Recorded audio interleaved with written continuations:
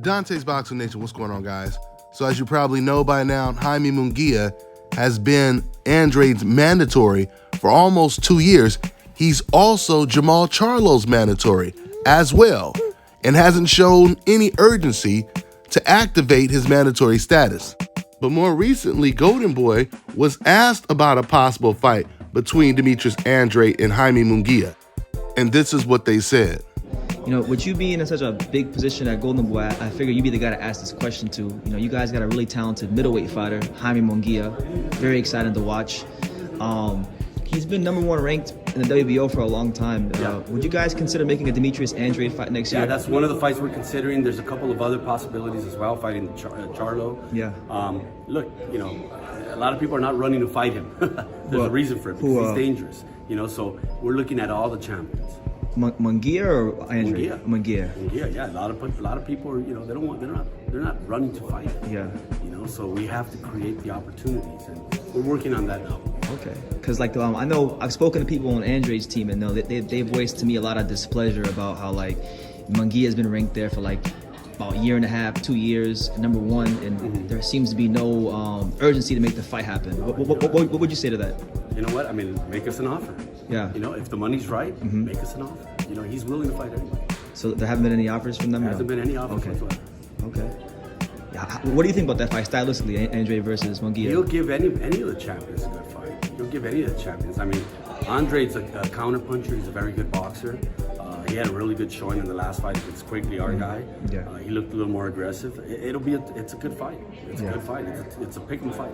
It's a pick 'em fight. It's one of those fights where you get a guy who's a crafty counter puncher versus the seek and destroy Mexican style. It's kind of the same reason I want to see the Bivol Ramirez fight, because it's a great style matchup. You know. Exactly.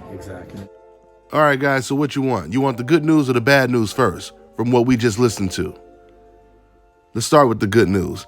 The good news is at least Golden Boy, they're saying that we're willing to take the fight. You know, we want to see an offer, make us an offer, etc., right? The bad news is every single fighter that was avoiding someone on a coincidental list said the exact same thing. We're waiting on an offer. Send us a contract. This is what Teofimo Lopez did. This is what Kambosos is starting to do. He just recently told Devin Haney that he's waiting for them. He's waiting for them to make the fight. He just recently said, don't make me wait too long, Devin, because there's other fighters that want to fight me as well. Even Oscar Valdez said he was waiting on a contract from Shakur Stevenson. So we can't take this waiting for an offer too serious. On top of that, once again, Jaime Munguia is the mandatory. Mandatories don't wait for anything. Mandatories are the ones that make things happen. Mandatories activate their mandates. They contact the WBO or the WBA or whoever it is, and they make things happen. That's what happens. All that stuff he was talking about, if the money makes sense and all of that, yeah, it sounds like complete cap is what it sounds like. I don't know what's going on with Team Mexico, but it's not a good look. I tell you that right now. I mean, a lot of these cats are single-handedly destroying the sport of boxing. Canelo Alvarez, Jaime Munguia, Oscar Valdez, Ryan Garcia.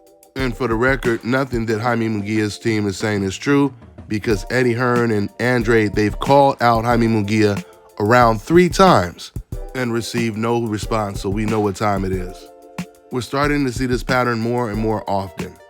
A fighter, he works his way up the ladder, becomes mandatory, and then when there's this dangerous undefeated black champion, now all of a sudden, he's calling out everybody except for the champion that he's the mandatory for. This is what Jaime has been doing. Every time Jaime does an interview, a post-fight interview, he's calling out Golovkin, he's calling out Rosado, he's calling out everybody but the champion. And Jojo Diaz did the exact same thing before he was forced to get in the ring with the champion Devin Haney. Soon as he won the fight, the first name he mentioned was Ryan Garcia's name. Then second, he mentioned Devin Haney's name. But then we found out, right after he left the ring that day, he started to negotiate with Ryan Garcia. The Devin Haney fight was the backup plan. So unfortunately, it looks like Jaime Munguia is following in the same footsteps of all of the other Mexican/Latino fighters when it comes to facing Black American fighters. Hopefully one of them will come along one day and have the confidence that they can beat anybody, no matter who it is, black, white, Mexican, etc. Now we have David Benavidez, who won at the Charlo fight, but that's a little different because that's in 2 different weight classes. I'm talking about all the fights you guys hear me talk about, it's always fights in the same weight class, okay? So we need to see some of these guys step up in competition with guys that are challenging them in their own weight class. With that being said, that's all I got, guys. I'm on to the next one.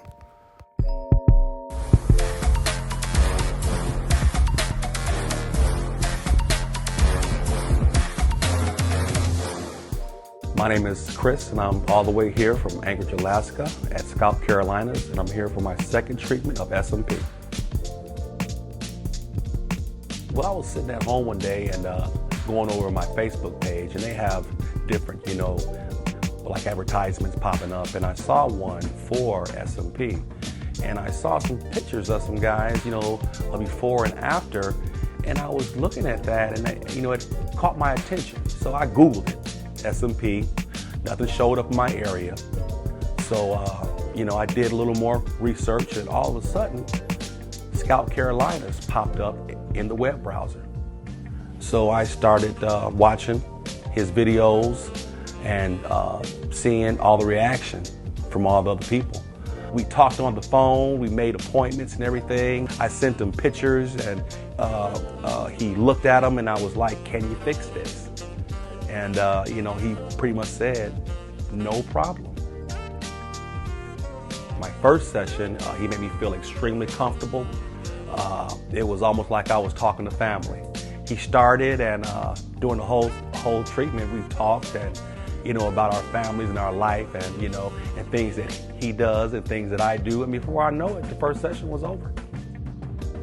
When you see someone doing something that they love, as much as I see Enoch Glover love what he does, it shows in his work. I wouldn't point anyone in any other direction but here to North Carolina, Scalp Carolinas, to get this done.